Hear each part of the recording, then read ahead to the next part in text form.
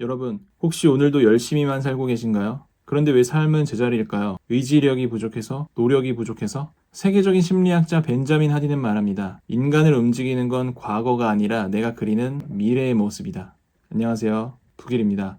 오늘은 벤자민 하디의 퓨처 셀프를 통해 미래의 나를 소환해 인생의 판도를 부의 흐름으로 바꾸는 7가지 진실을 공개해볼까 합니다. 이 책의 핵심은 간단합니다. 인간은 과거가 아니라 미래에 의해 움직인다는 것이죠. 그럼 지금부터 퓨처 셀프를 통해 여러분의 미래를 오늘로 끌어오는 핵심 원리들을 정리해 보도록 하겠습니다.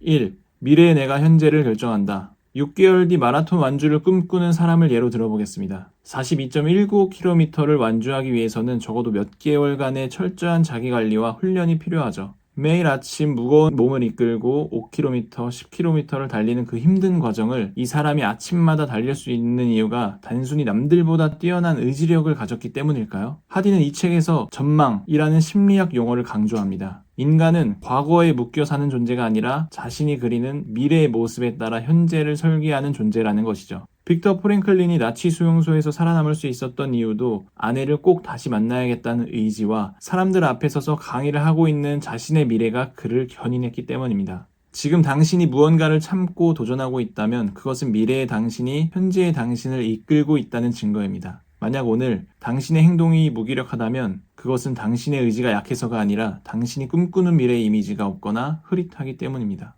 미래가 현재를 만듭니다. 여러분은 지금 어떤 미래에 이끌려 오늘을 살고 있으신가요? 2.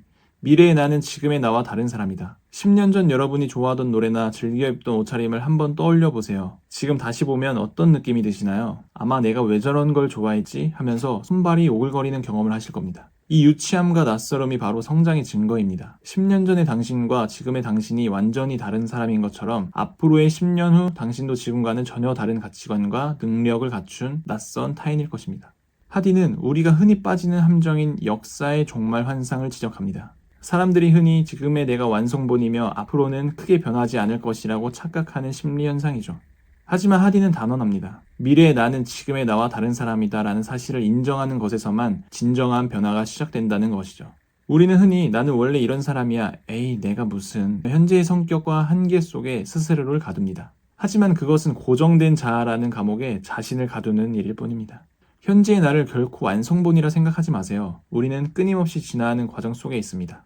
3. 미래의 나는 피델리티다. 집을 지을 때 설계도가 흐릿하면 그 공사는 어떻게 될까요? 아마 시작도 하기 전에 중단되거나 지어진다 해도 곧 무너지는 건물이 될 것입니다. 우리 인생도 이와 똑같습니다. 많은 사람이 성공하고 싶다거나 부자가 되고 싶다고 말은 하지만 이는 해상도가 아주 낮은 흑백 사진이나 다름없습니다. 벤자민 하디는 성공의 핵심 조건으로 피델리티, 즉 고화질의 선명함을 꼽습니다. 2026년 나는 다른 사람들에게 이로운 가치와 나의 생각을 전달하는 10만 구독자를 보유한 채널의 운영자가 됐다. 이처럼 미래가 생생하고 고화질일수록 우리의 뇌는 그 장면을 현실로 만들기 위한 최단 경로를 GPS처럼 찾아내기 시작합니다. 책에서 하디는 미래의 나를 더 구체적으로 그릴수록 더 빨리 그곳에 도달한다고 설명합니다. 화질이 낮은 목표는 현재의 유혹에 쉽게 흔들리게 만들지만 고화질의 목표는 우리가 오늘 당장 무엇을 해야 할지를 명확하게 지시합니다. 당신의 미래를 아주 세밀하게 설계하세요. 그 화질이 선명해질수록 당신이 내딛는 발걸음에는 확신이 실리고 비로소 하나의 관역으로 좁혀질 것입니다. 4. 미래의 나를 우선순위에 두는 것이 지혜다. 당장 사고 싶은 손목시계, 화려한 명품백, 그리고 미래의 나를 위한 투자. 무엇을 선택하시겠습니까? 우리는 매 순간 현재의 나와 미래의 나 사이에 갈등합니다. 당장의 소비와 쾌락은 현재의 나를 즉각적으로 즐겁게 하지만 벤자민 하디는 진정한 지혜는 미래의 나를 최우선 순위에 두는 것이라고 말합니다. 그는 이를 영리한 거래라고 표현합니다. 현재의 욕망을 잠시 미루는 지연된 만족은 결코 고통스러운 희생이 아닙니다. 오히려 미래의 나에게 복리 이자를 붙여 자유를 선물하는 가장 저렴한 투자입니다. 하버드의 심리학자 데니얼 길버트는 우리가 미래의 나를 남처럼 대하기 때문에 그들에게 투자하지 않는다고 지적합니다. 하지만 오늘의 당신이 내리는 사소한 결정들이 벽돌처럼 쌓여 미래의 당신이 살게 될 집을 짓습니다. 오늘 내가 누릴 쾌락을 조금만 뒤로 미루고 미래의 내가 더 큰 자유와 선택권을 가질 수 있도록 자원을 배분하세요. 그것이 돈이든 시간이든 에너지든 상관없습니다. 5. 미래의 나의 관점에서 현재를 보라. 오늘 직장에서 감당하기 힘든 실수를 해서 세상이 무너질 것 같은 기분이 드시나요? 만약 그렇다면 잠시 눈을 감고 20년 뒤 모든 시련을 이겨내고 성공한 당신이 되어 오늘을 다시 한번 내려다보세요. 미래의 당신 눈에 오늘의 이 실수는 어떻게 보일까요? 아마 성장을 위해 반드시 필요했던 귀한 걸음이거나 나중에 웃으며 이야기할 에피소드 정도로 보일 겁니다.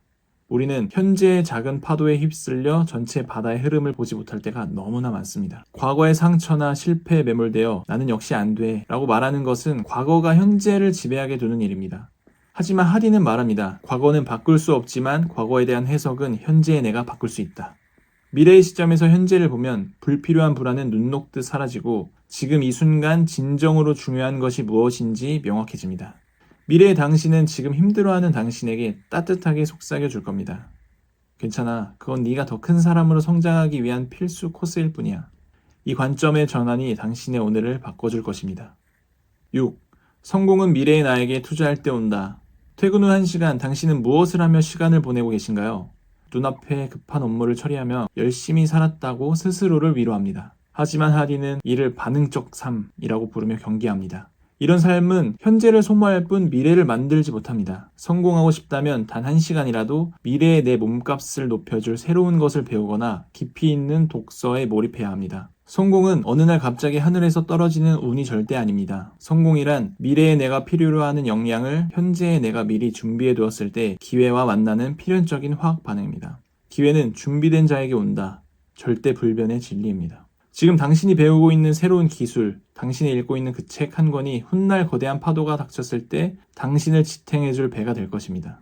7. 미래의 나에 대한 믿음이 곧 신념이다. 국가대표가 되고 싶다고 막연히 바라는 것과 나는 반드시 국가대표가 될 것이라고 확신하는 것의 결정적인 차이를 아시나요? 하디는 바람과 확신의 차이를 강조합니다. 바람은 결핍에서 나오지만 확신은 강력한 신념에서 나온다. 이러한 확신은 당신의 잠재의식을 깨우고 주변의 모든 환경을 당신의 목표에 맞게 재정렬하는 기적을 일으킵니다.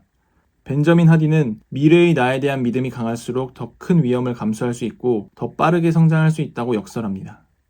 당신의 신념이 곧 당신의 현실을 창조합니다. 당신이 믿는 그 미래가 결국 당신을 데리러 올 것입니다.